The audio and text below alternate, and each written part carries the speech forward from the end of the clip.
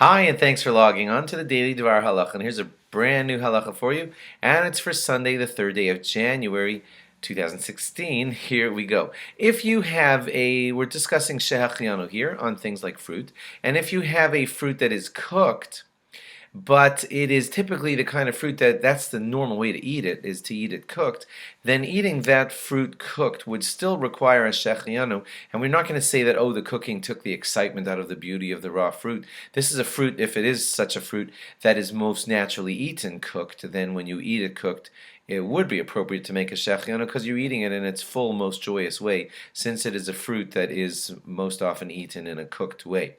But if you're eating a fruit that's raw, and you're eating the fruit raw, but it's a type of fruit that's most naturally eaten cooked, then you're not eating it in its most joyous state, and you would not make a shehecheyanu in such a situation.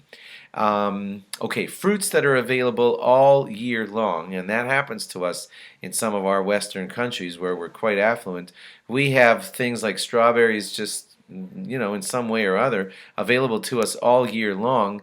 Then there are a lot of rabbis who say that any fruit that's available to you all year long in your store, then the joy of saying, oh my gosh, look, strawberries.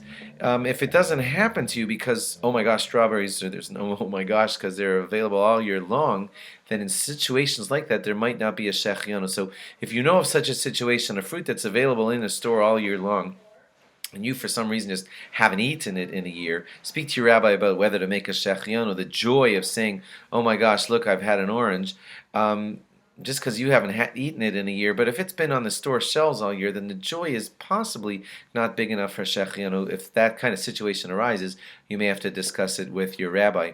There are some people who say that these days there are not a lot of fruits in our Western countries that you can make a lot of shecheyanus on, because so many fruits are just available to us in the stores year-round that there's no great, tremendous joy and excitement of saying, hey, look, I got an orange. They'd be like, big deal.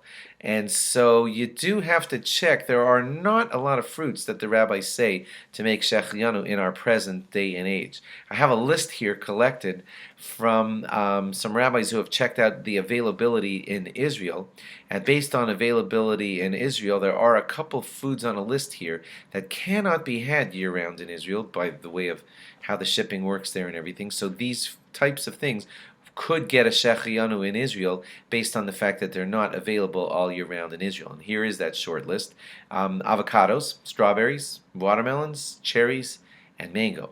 Because they're not smoothly available year round in a lot of the stores in Israel, when you come upon one in its season, the great joy of saying, oh my gosh, avocados are back, that could make it enough that you could do that shehecheyanu in Israel, which you might not be able to do here in America because those avocados may have been available so much of the year that joy of, look, avocados are in season, is not really the way you say it when you're in America.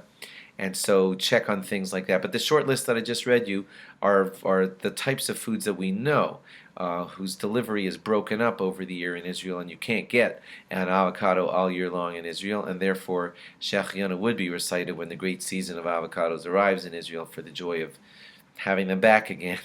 You would make a shehecheyanu. Thanks for logging on. Log on again tomorrow for more. Bye-bye.